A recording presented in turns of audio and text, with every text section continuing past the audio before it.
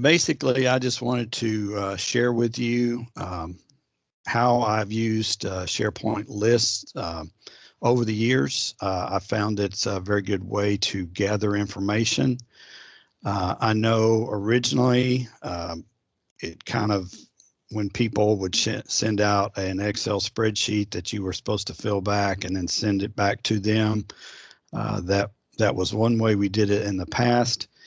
The only problem with that is then if you send out a spreadsheet to 50 people, you've got 50 different spreadsheets that you've got to put together, or you can put them on SharePoint, let them edit them there, but that kind of gets a little tedious and sometimes people mess things up. So I discovered that the SharePoint list was a good way to do that. So I'm just going to kind of give you a little bit of the agenda, what we're going to go over. Get my slides to advance. There we go. So basically, I was just wanting to show a couple of example lists that we have used here in Arkansas for a few years. We've got a couple. One that we use is the spot checking database list, and we also use a list for pre-obligation reviews for EQIP and CSP, and we do those with lists. Then we'll go into basically how you would create a SharePoint list, and there's several ways to do that. We'll talk about those. The different data types that's on the list, what type of information you need to gather. Then we'll look at forms. Generally, SharePoint list, when you create it, it has a simple form, but sometimes that there's a little way that you can gather more information and make it a little easier for the user to input that data if you create a special form, and we'll look at the way we do that. You can also, with list, you can use views where you can do different, they can actually see different information on the list based on a view that you create. And then we'll talk a little bit about using Excel to manage the data. You can download the data to Excel and use that. I've also, excuse me, I've also used Access, Microsoft Access to manage the data, and Access is just a Microsoft's version of the databases, and you can actually use that to SharePoint really doesn't have a really good way to create reports from a list, but you can actually use Access to create your reports, and you can do a lot of interesting things with those. So that's kind of the things that we plan on covering this morning, and we'll get started with that. The first thing we would do is I want to just show you a couple of the example lists that we have on our SharePoint site.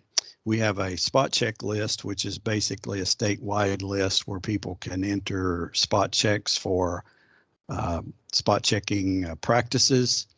And then we also have pre-obligation checklist, and generally we have created usually one for EQIP and one for CSP on each area's SharePoint site.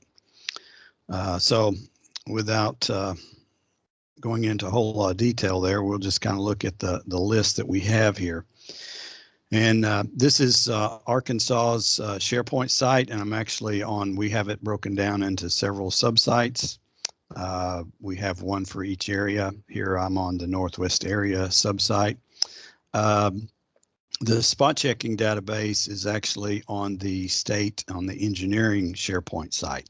So if I click on engineering, it will take me to the engineering SharePoint site, and we have different, we have some lists over here already, but the one that we're kind of looking at is this 2021 spot check list. And if I click on that, it will take me to the list. And this list is available to anybody that's doing spot checking.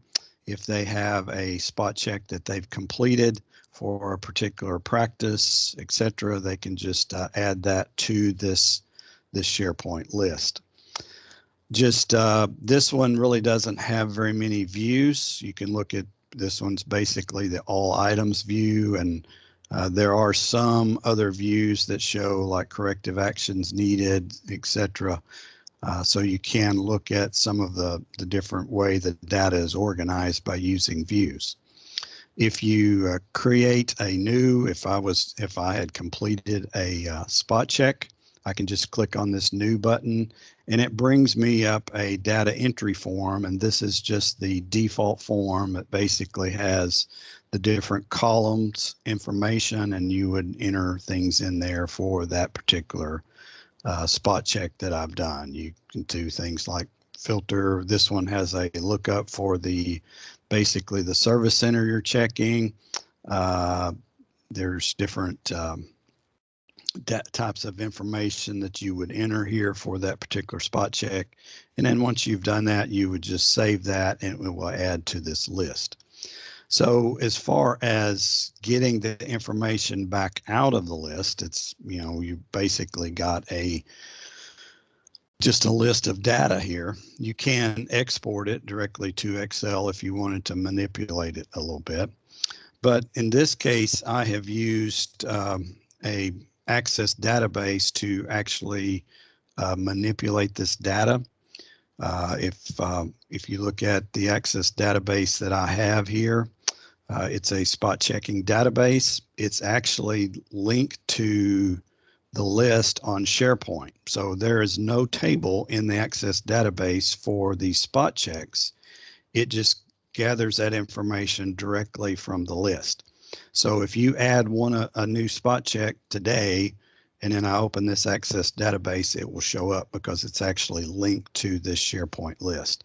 And if you open that list in Access, you can actually see the spot checks there. They may be sorted a little differently, but this is the same data. It's accessing the data right off of Sharepoint. And through that, this Access database, it allows us to do some things manipulating it. For example, this practice summary table is actually the applied practices that are exported from IDEA. So this is a list of all the practices that were applied in Arkansas in 2021. Where there's also a table that shows the service centers. So we have our service centers and other information. And the advantage of this is when you look at the spot checks, notice it has the service center, but it doesn't have the area or the team or any of that information. The nice thing about using a database is with the service centers field, it also has the service center, which is linked to the spot check Sharepoint list. So then I can actually sort this information in Access by area or field office, etc. So it allows you to manipulate that data a little bit more. And basically just a simple using this information, we can also do some calculations on it, do some other things. For example, this area applied versus checked report. If I search for a particular area and then click OK, it brings the information. The number applied comes from the practice summary table. So this is actually the number of practices that were applied in Arkansas for the Northwest area. We had 3 102s that were applied. And then the 5% number comes from the Sharepoint list, the number that was spot checked. So basically, or the 5% is 5% of the applied, but the number checked comes from the Sharepoint spot check list that shows that we have actually checked one of those 102s, and that gives us a 33% spot check rate on that particular practice. And you can look at the same thing applies.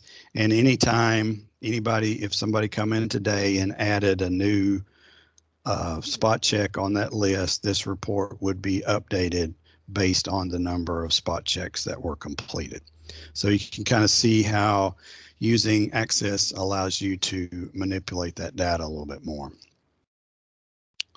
Okay, I'll pause for a second and see if there's any questions right there.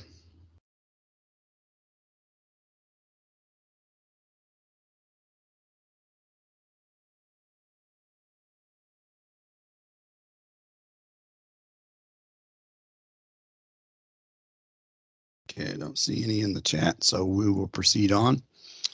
The other list that I would like to look at is just basically go back to the Northwest area, and we have our pre-obligation checklist on there. And again, this can show you some other benefits of how a list works. If you'll notice, this is the EQIP pre-obligation checklist, and it doesn't show anything. And that's because this view is set to ready for review. So in other words, there are not any items on this list that are ready for review. And that's a good thing because this was last year's list and hopefully they've all been reviewed by now. But we use this to actually tailor what individual users see. The ready for review, basically anytime a field office puts information on there, it shows up as ready for review. That way the program person could go in and see that there's a few that are ready for review, and they could go in and put that information, or they could go ahead and review those. Also, there's a view that's ready for the fund manager. So if any of these were ready for the fund manager to review, they can pull up that and they can see which items are ready for the fund manager review. And then of course there's also ready for obligation. So, you know, if any of them were already through the review and they were ready to be obligated, the person responsible for that could look at those, and those are all determined by the view that they're in. Also, we can actually look at the ones that were obligated. So these are the ones, all the ones that were obligated for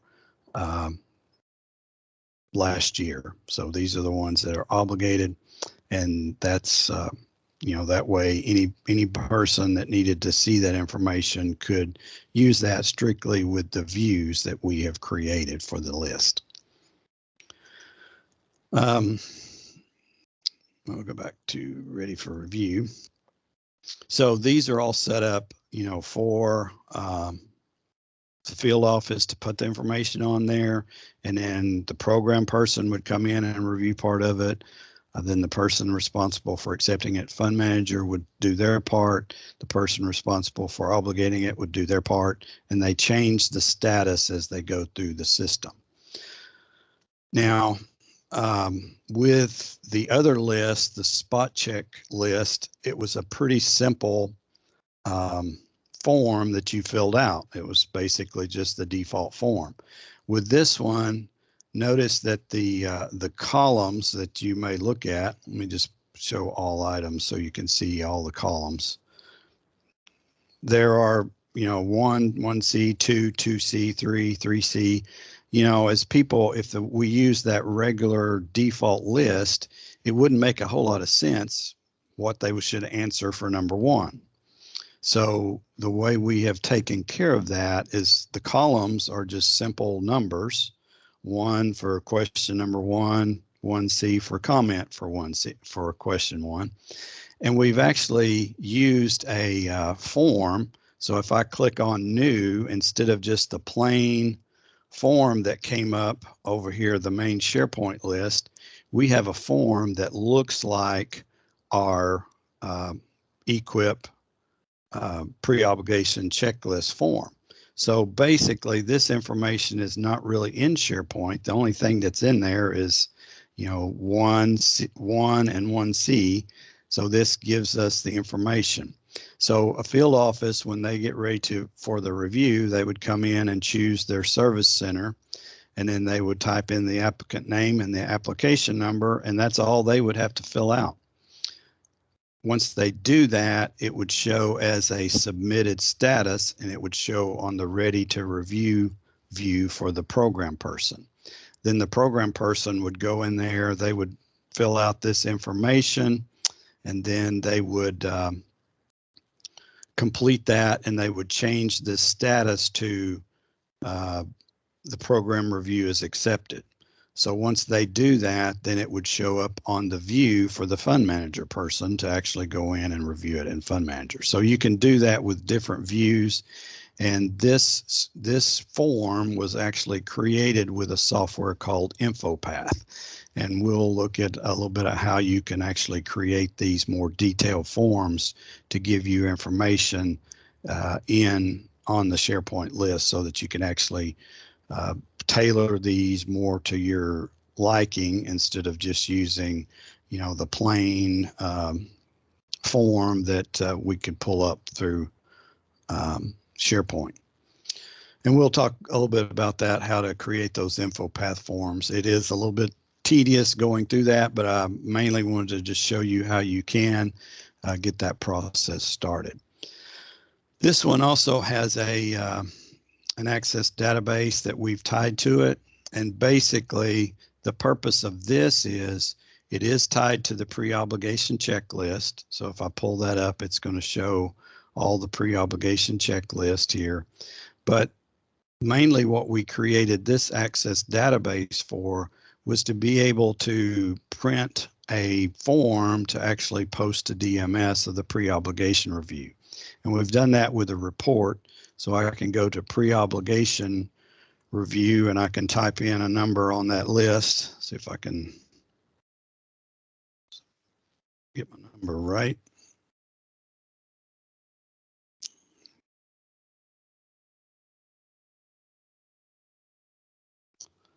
And then when I do that, it will create a report that I can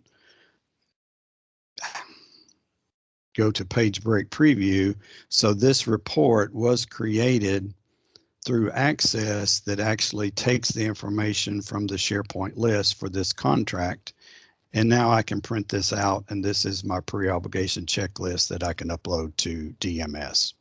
So that's kind of the process we use Access to create this report so that you can actually print your pre-obligation checklist directly from the SharePoint list without having to go in and fill out the pre-obligation checklist by hand. So that's kind of the purpose of the Access database in this particular situation.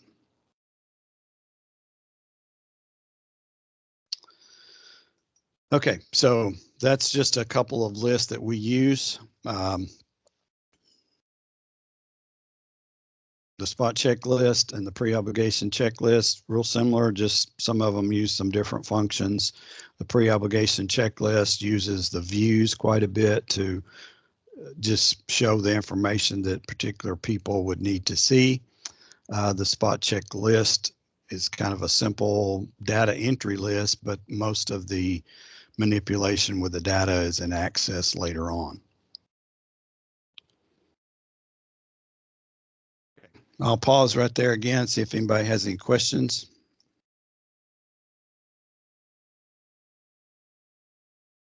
Johnny, this is this is Ori from Idaho. Thanks for having me on. I'd love to have, since I don't have access to the Arkansas stuff, I'd love to just get a copy of the columns you're using for some of those lists. I think those are really some cool things that you're doing there. So maybe we can work that out a little later, but thanks for doing this. No problem. Anybody else? Okay, so basically now we'll go through the steps of creating a SharePoint list, and there's several ways to do that. You can just start from scratch with a blank list.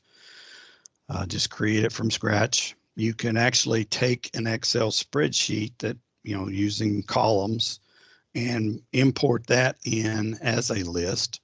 So if you've got an Excel spreadsheet that you want to make into a list, and this comes in handy. I found it works better. For example, if I have a list that I want to have certain data already on the list and just have someone complete parts of the list. In other words, maybe a field office information, and I already have the field offices on there. So then I just send out a link to the list and tell you to go in and select your field office and complete the data that's already on there. And you can do that. That way you've actually, when you upload it as Excel, it already loads information onto the list. It is a little tricky. You do have to format your Excel spreadsheet as tables because SharePoint has to import that data as tables. So there's a step that you have to go through to do that.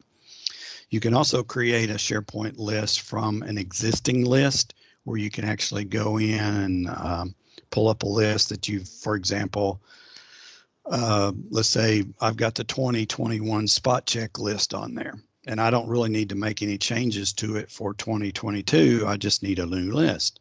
So all I've got to do is go in, create a new list, call it 2022 spot checks, and create it from the 2021 spot check list, and voila, I've got a spot check list. Pretty simple there. There's also some templates that you can use through SharePoint to create those lists. So we'll look at how we would do that. So if you look in SharePoint, normally you will have, and this varies by the site, how this is set up, but generally you'll have, this is your quick launch bar over on the left side.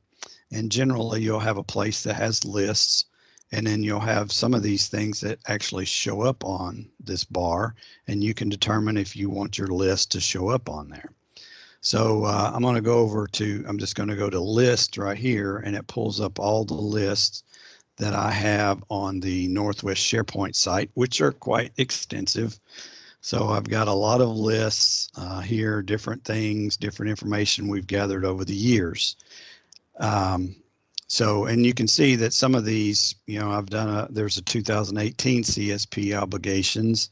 There's probably, you can actually use the same list over and over again, or I can create a new list based on this to bring into 2022 or whatever you need to do. So you can see all the lists. To create a new list, all you got to do is click on new, and you click list. And when you do that, it brings up the option again of creating a blank list. You can create a list from Excel, or you can create a list from an existing list. So if I've got a list here that I just needed to update from one year to the next, I would probably use that. So, and you've also got these different templates that are built into SharePoint. Generally, most of the time I use existing lists, or I'll just create a blank list.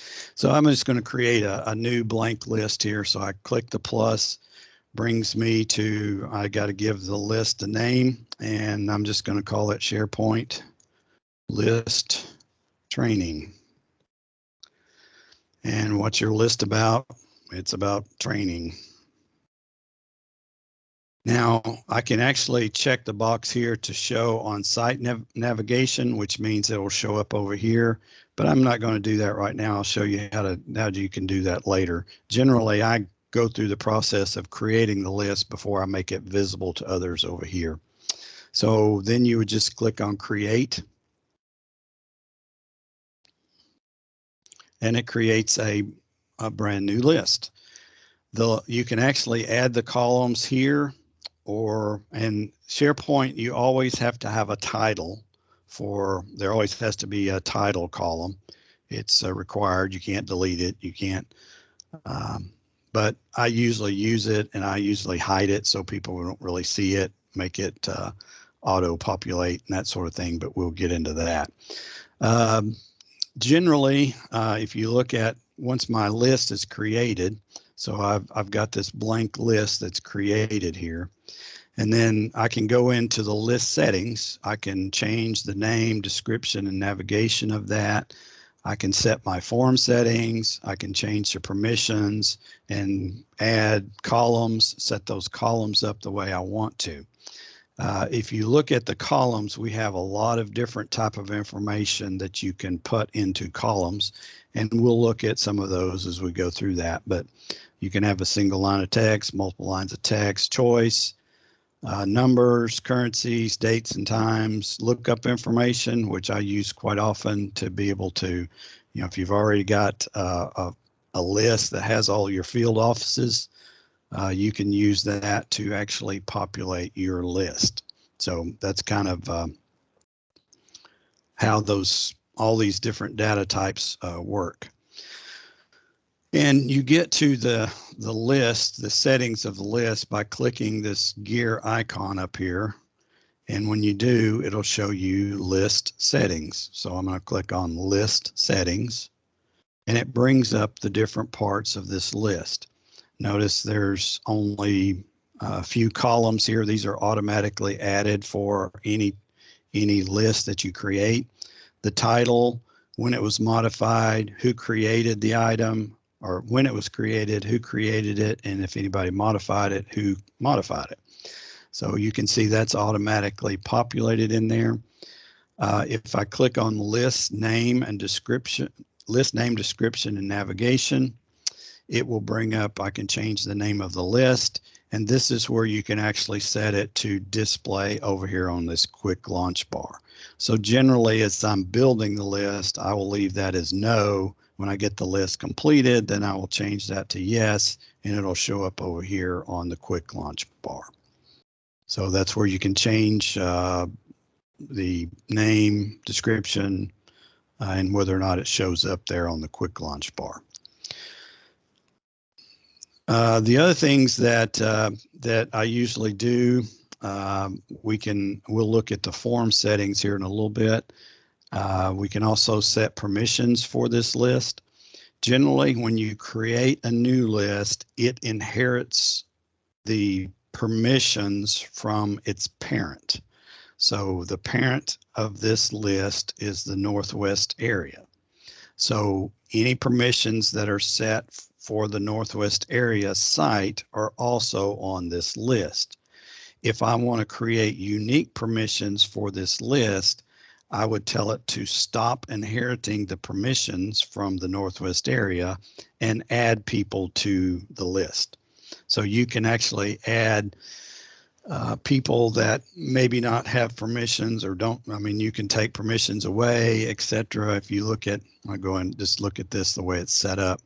If you look at permissions for this list, there are several different people that have permissions for this list based on different permissions that you know, maybe they may not have a lot of permissions. They can contribute, they can edit, etc.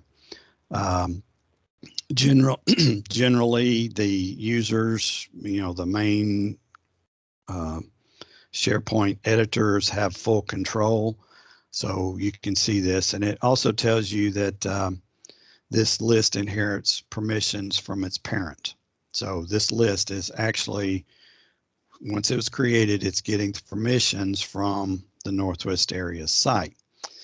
But if I want to change that, if I want to add unique permissions for this list, I can click on Stop Inheriting Permissions, like so, and then now those permissions still remain, but now I can actually add people that will only be added to this list, not the Northwest area site. So, you know, I can come in here and I can grant permissions, and I can add permissions for people to this site.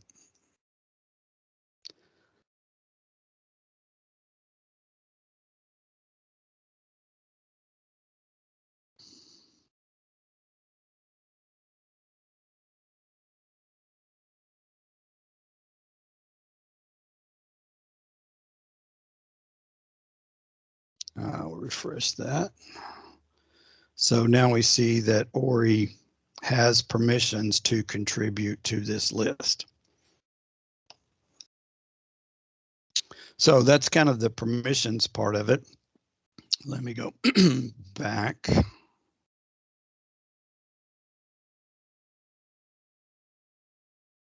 So right now I have not added any columns to this list.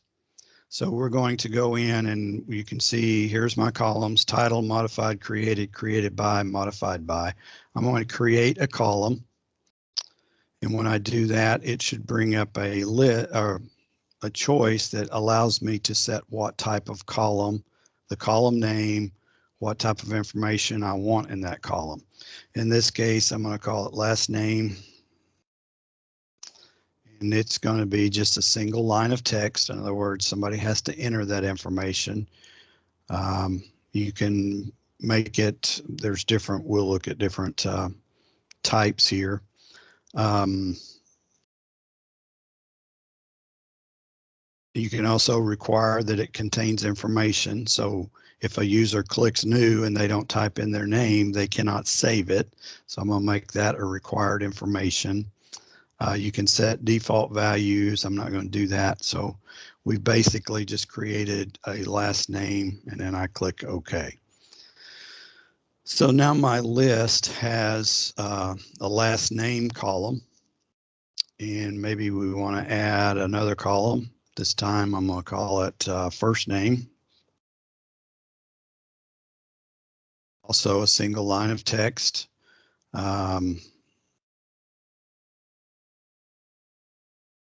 Not really requiring that. So now I'm just going to click OK.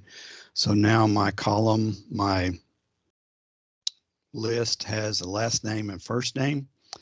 And then maybe I want to add something like the location. And this time I'm going to use a choice. Well, I'm going to change that. I'm going to just put state.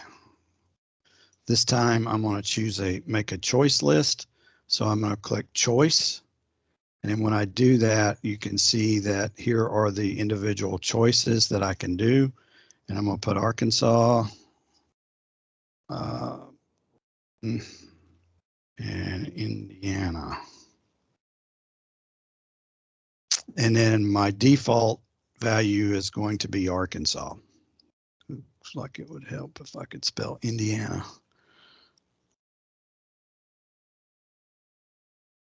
I don't think I got it spelled right. I don't know if Jennifer's on, but she could tell me how to spell Indiana. Anyway, so that gives you a place where you can put choice lists in there.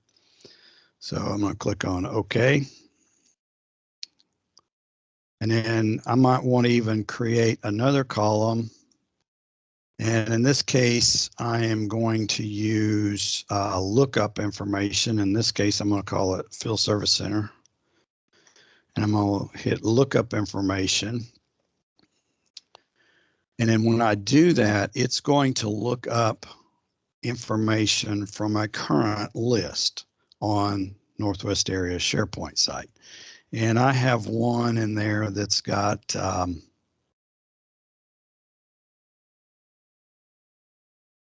County Field Service Center area team. Now, when I do that, it's going to populate this FSC. I want it to get information from the FSC column. So when the choice list comes up, it will show the FSC, Field Service Center. But I can also add other data from that list without the person having to type it in. For in other words, let's say, for instance, I wanted to have the area and the team on my list, even though they don't have to type it in because it looks it up from this other list on the SharePoint site. So if you click on OK, you'll see that now my list has last name, first name, state, Field Service Center, which is a lookup, but it's also going to bring when you choose a Field Service Center, it's also going to bring in the area and the team from that table or from that list. So let's take a look at our list so far. If you'll notice, here's the information. If you click on new, it allows me to enter a title, and I'll show you what I usually do with that, but I'm just going to, let me fix that first. Go back to settings. Usually what I do on that title is I will come in here and it has to have information in it. But basically I just tell it that this is this is what's going to put in there by default. So the field office doesn't actually, or the person entering the data doesn't, it automatically populates that list. So I'm going to click OK. Let's go back to our list. And then if I click on new, it's already populated that. So I don't even have to enter that. So then I can just put in last name, first name. I can't even spell my own name. State defaults to Arkansas, but I could pick a different state since I have a choice list there. And under FSC, I can pick my field office. And notice I do not have to enter the area or the team. But when I click save, it actually populates the area and the team based on Harrison Field Service Center. So it looked up this information based on the other list, which has the area, the team, and other stuff in there. So that's kind of how you can use that to look up information from other lists on SharePoint. Okay, I'm going to pause again there for a second, see if anybody has any questions.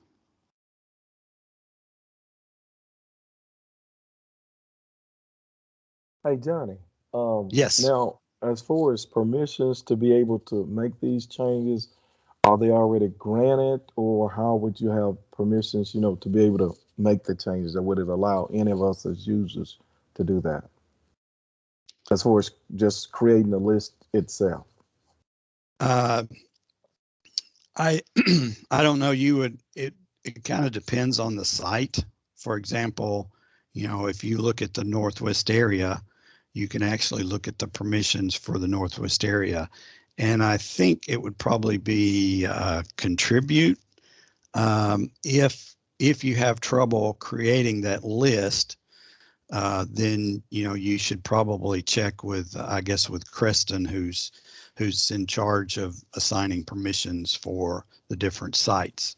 And for example, there should be, probably not everybody would be able to create lists on the Northwest area site, but that's determined by the permissions from the Northwest area. I would say, go to list, hit new, and see if you can create one. If you don't, then you might want to check with Kristen about getting permissions to be able to create the lists. Okay, thanks. And again, this one is a simple, looks like, I guess Ori had added his information on there. And a lot of times what I will do is, once I get this list, I'll come in here and actually share this list. You can actually get a link to the list, post it where others can get in there and put their information on there. It's easier usually if you go here if you've got it on the quick launch bar, I can just, once I've got it on here, I can just click on it, hit copy link, put it in the email and send it to people. Let me go back and here and change this. I'm going to change the list settings to where it does show up on the quick launch bar. So now that, and sometimes it's kind of hard to find, it's down here at the bottom, but I can click on this, copy this link, and then I can paste that link in the chat for this meeting. So if you open up the chat for the meeting, you should have a link to the list. So if you want to go in there and add your information to this list, that would be great.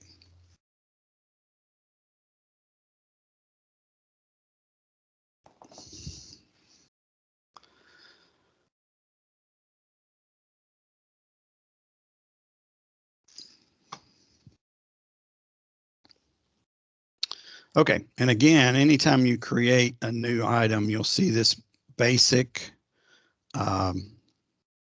data form here, and it's all right for most cases, but if you wanted to get a little bit more particular about the information that you have on here, you can actually change this form using InfoPath, which actually puts that information in a little bit easier to follow. So see, make sure I've got things I wanted to cover. It looks like, yep, I'm ready to move on to the forms. Okay, just a little information about this. First thing is, you have to have InfoPath installed on your computer. So if you search for InfoPath, If it's filled out, if it shows up, then you've got info path. Chances are you do not have it. You will have to install info path. And it's really not that big a deal. If you go to the software center,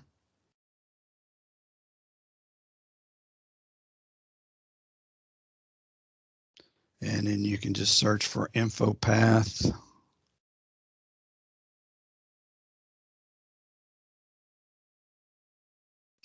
You can see Microsoft Info Path. You can actually install it yourself from the software center. But if you do not have Info Path installed on your computer, you won't be able to manipulate the forms with Info Path. You just got to install it. And it's pretty simple. You just, like I did, search there. I think I'm using the 32-bit. You can always check your computer by going to File Explorer, right-clicking, go to Properties.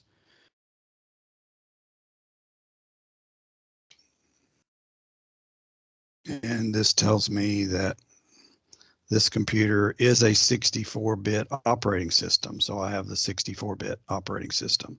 So I would need to install the 64-bit version of Microsoft InfoPath. So you can install that. Once you have installed InfoPath, then if I come in here, see if anybody else added anything to the list. No. Go back to the settings, list settings, and then you'll see forms. If I go to form settings, and it tells me that I'm using the default SharePoint form. But I can actually use a custom form created in InfoPath, and I hit customize in InfoPath. It opens the InfoPath software, brings in the information, and you can create a more detailed form for gathering your information. It brings in all those information here. If you needed to put more information here, for example, type in your last name.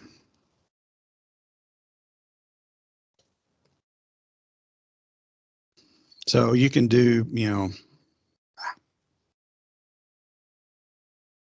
this is, you kind of have to play with this a little bit. You can say, for instance, I can do things like change the number of columns. I can make some of these fields bigger, type in more information in here about what they need to enter. If I don't want to see this, I can actually, since I've got this defaulted, I'm just going to take that data off so they don't even see that. Delete that whole row, because that information, I've got it set to auto-populate. They don't have to be able to see that to actually put that information on. And once you've got your form done, you can actually just close your form. It asks you if you want to save and publish it, and I do.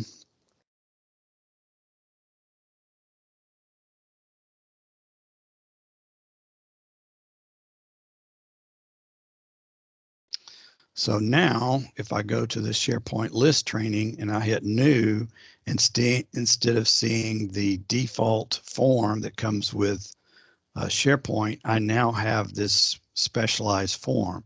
Notice, if you didn't want to, you can delete, since I have the type automatically populated, there's no reason to gather that information from the user, so I just took it off there. Still have the different choice lists, still have all that information that was there before, but it's a little bit cleaner, easier to use form instead of, especially if you've got a long list that has a lot of columns, it will show up way down off the screen. They have to scroll way down to complete all the information. But you can actually create these forms, make them 2 columns wide and 3 columns wide or whatever, and just It is a little tricky to get that populated at first. You have to kind of learn a little bit about how to use InfoPath, but you can do a lot of nice things with it to make it easier for the person that's entering the data to be able to do that. Okay, so that's InfoPath. Again, download the software, install the InfoPath software, go here, and now if you go back to the list settings, you'll see that now my form setting is set to use a custom form created in InfoPath. If I want to make any changes to that, I can do it here from this link. If I want to go back to the default SharePoint form, I can do that here by just checking that box and clicking OK. So Johnny, that modify, you can like edit it once you've published it. Is that what that right. is? Yes. Okay. If you click on modify form and InfoPath, it will open InfoPath back up. And you can still, you can see here, if you look at the form, it lists, this is the data column that comes from the list. So these are the columns that's on the list. You can actually even, for example, here under state, I can actually change the choices that I want in InfoPath itself. And a lot of times, if you go into SharePoint, go into the settings and change these columns, in other words, you change the choices in SharePoint, when you open up InfoPath, it'll tell you that the SharePoint list has been updated. Do you want to update your form? And of course, you say yes. That way it brings in that same type of information.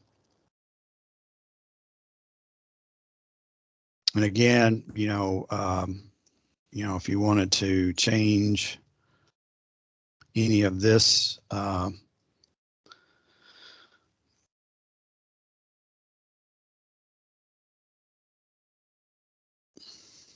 of course, when you close it, it'll ask you if you want to save and publish it.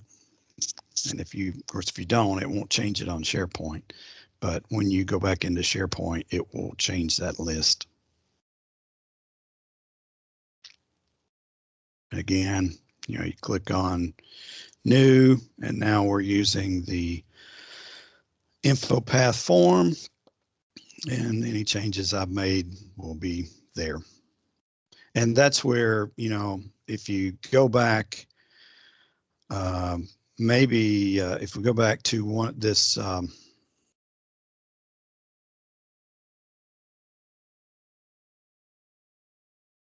the pre-obligation checklist review. And again, this is one that has, if you look at all the data,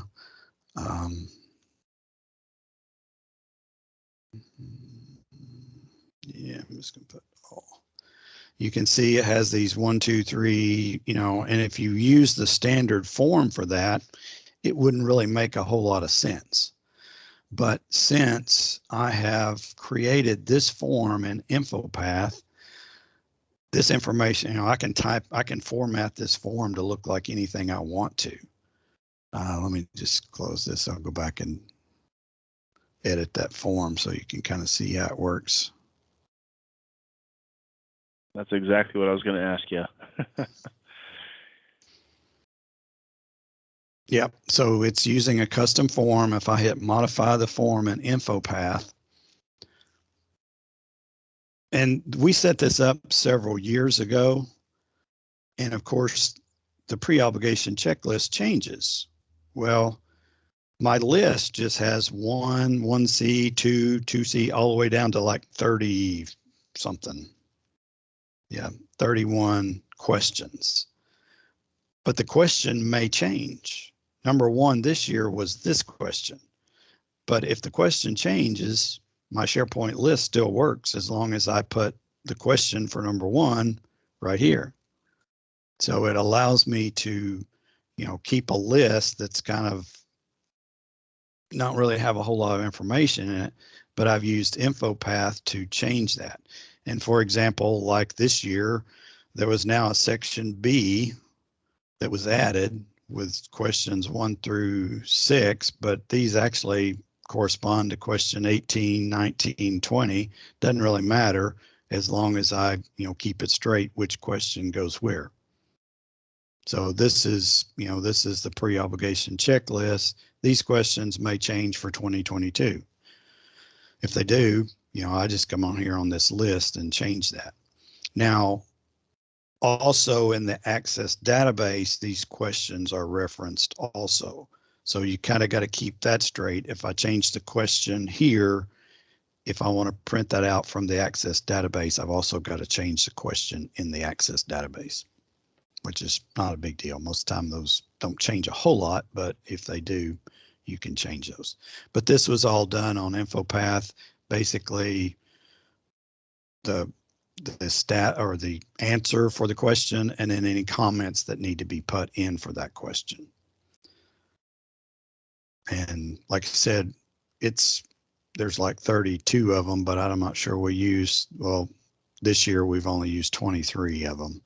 Now we've added things like cultural resource review, which is not on the national pre-obligation checklist, and endangered threatened species, which is not on the list, but it allows us to add those to the SharePoint list so that somebody can check those off that they've been completed. And I'm going to not publish that. So, and again, that's, this list has 31 questions with comments for each one, and then the status, program reviewers, etc. So it allows us to use that list to gather that information. Okay.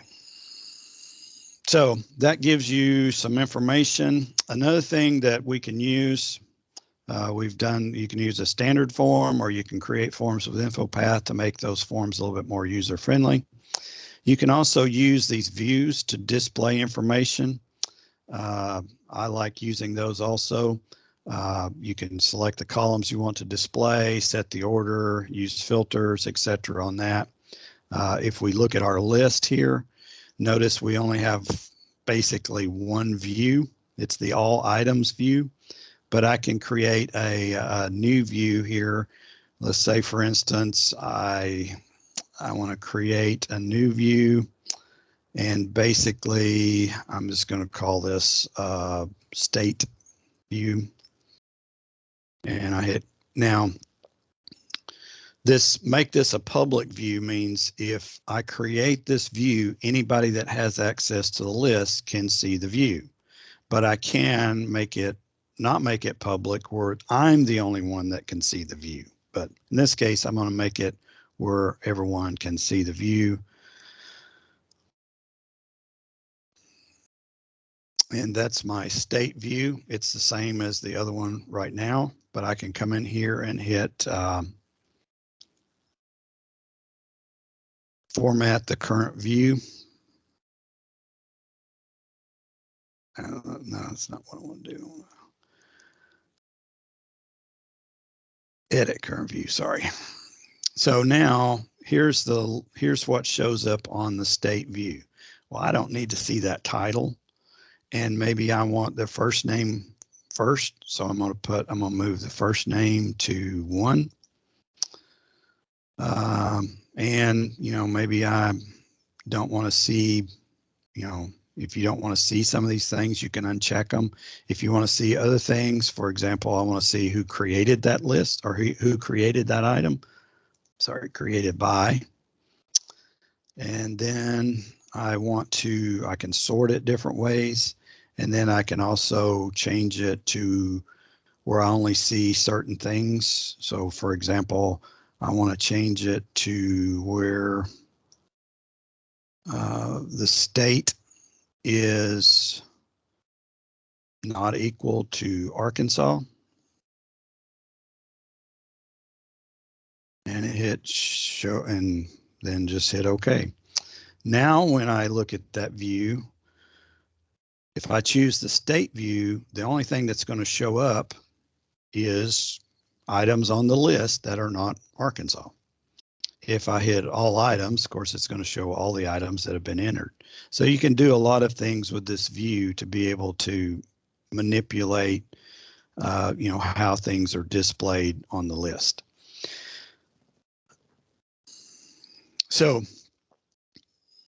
and, if you wanted to, excuse me, drink of water here.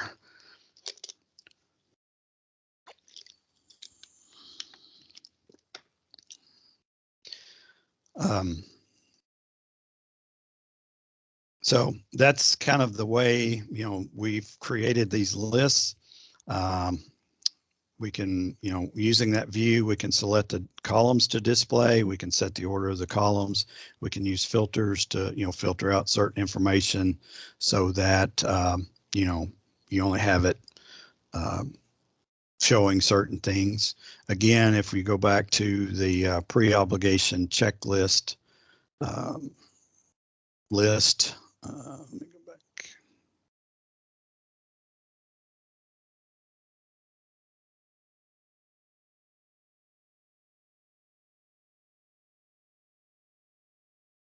It has quite a few views. I mean, this is the all view, but this ready for review, it doesn't show, if you look at it, it's only showing the items that are on the list that have the status of submitted. So once a new item is added to the list, it basically is defaulted to submitted. So once it's put on the list, status will be submitted, it will show up in this view. Then if you look at, say, for instance, the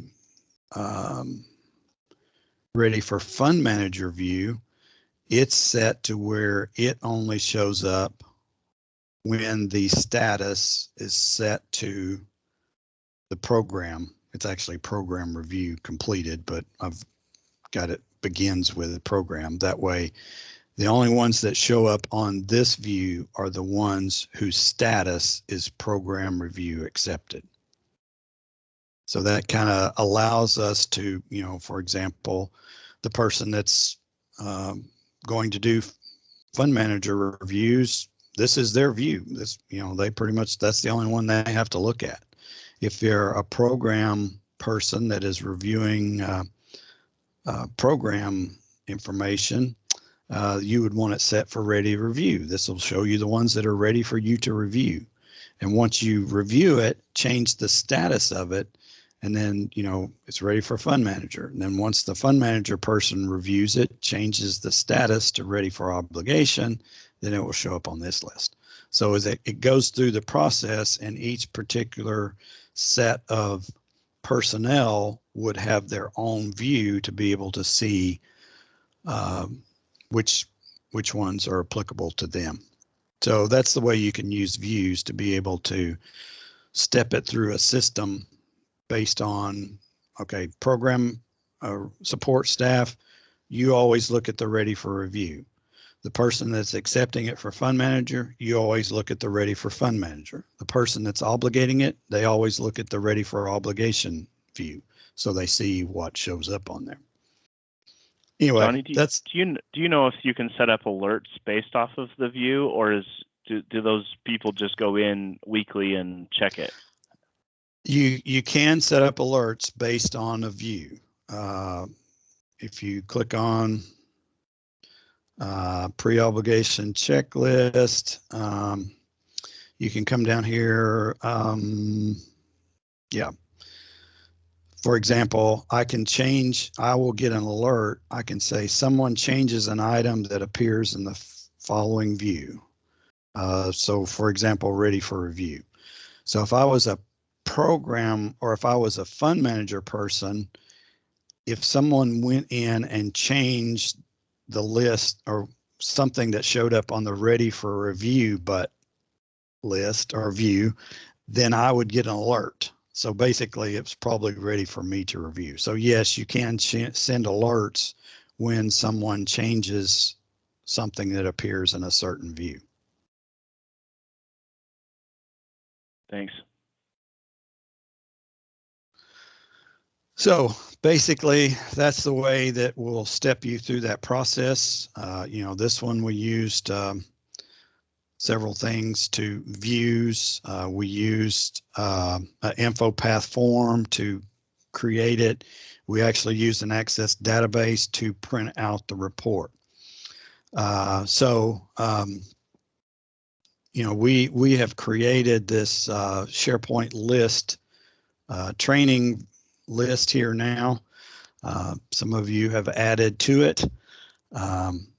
We can, change views if you wanted to do that. You can also export the data, and keep in mind too that this is also something that works with the view. So if I export now to Excel, it's going to export things that appear in this view.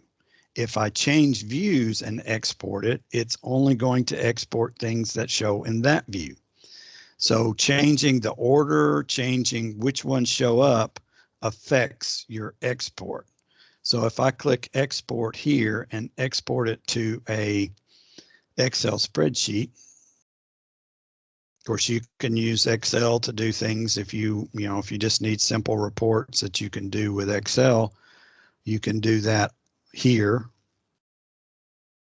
Wait, while Excel's opening.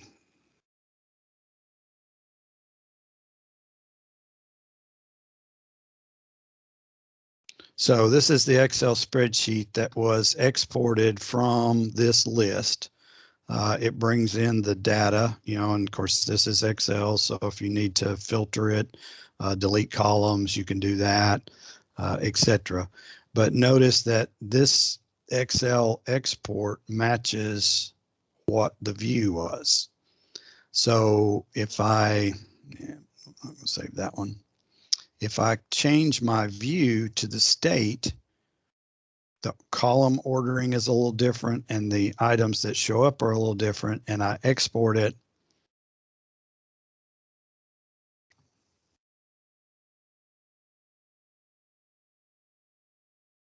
Again, waiting for Excel to load.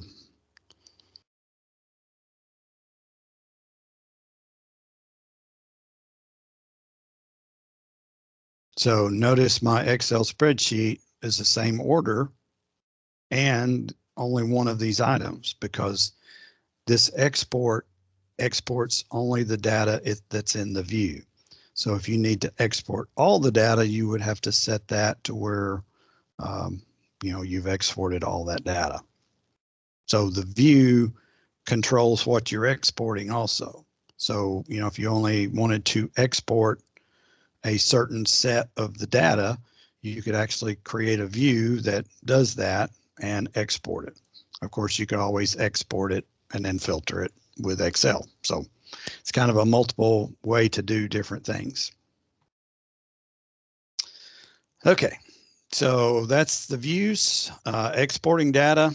Again, using Excel, we can export that data. It's going to export what's in the view. Of course, we can sort it, filter it, manipulate the data in Excel. Most of you are kind of familiar with how to do that in Excel, so you can do that.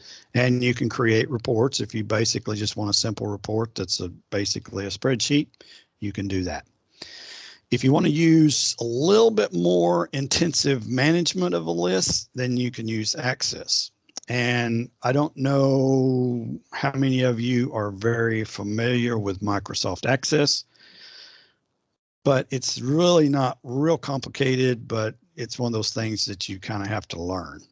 And it allows you to do a whole lot more reporting, manipulating, that sort of thing with Access. So, and it's not too hard to actually, I'm going to go ahead and close this database. I'm going to go ahead and open Microsoft Access.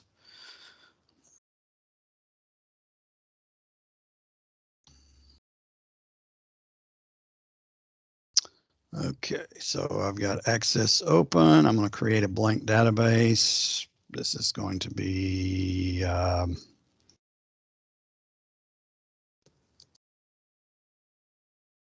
SharePoint list training. Hit create.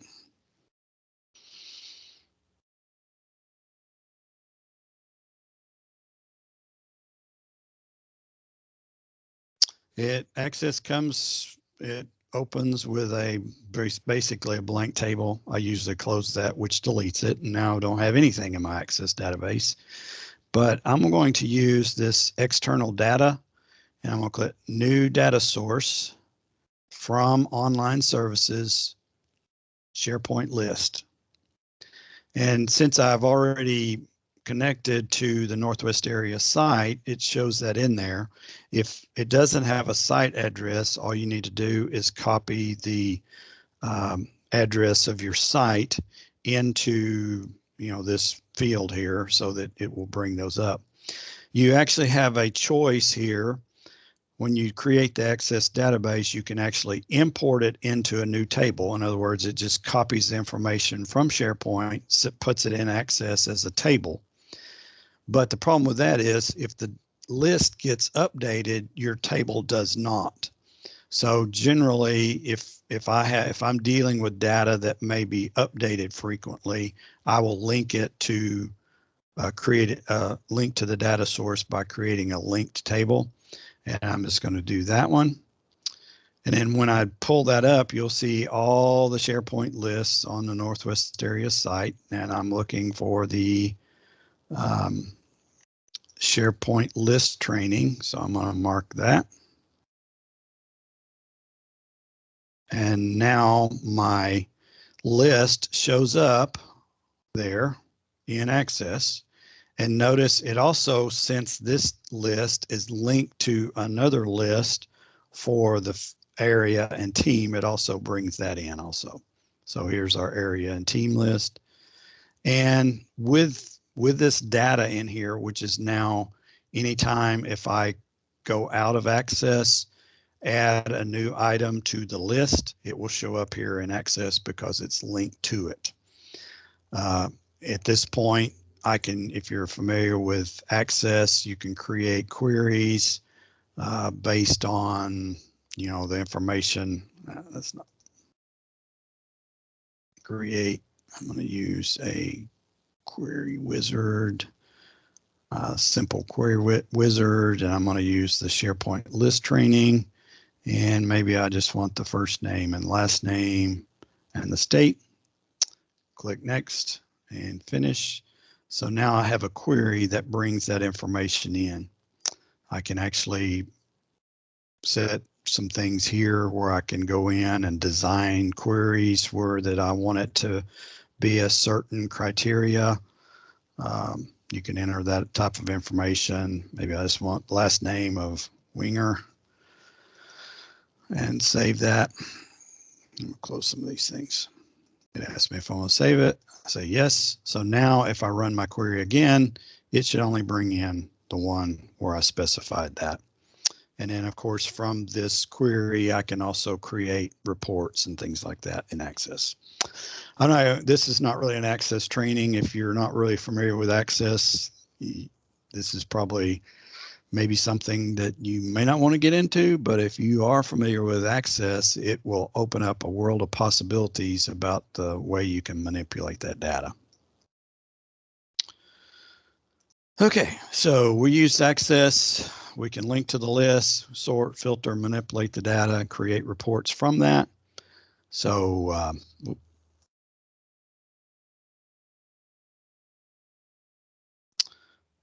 keep going too far. Okay, so I think that about concludes what I had to cover.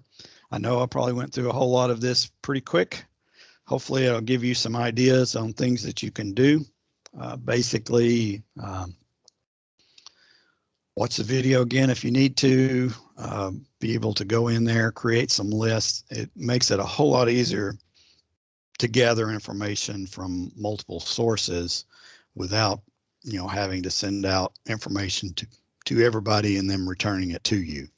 It allows you to put that type of information on there. So I will pause here. I'm going to go ahead and stop the recording.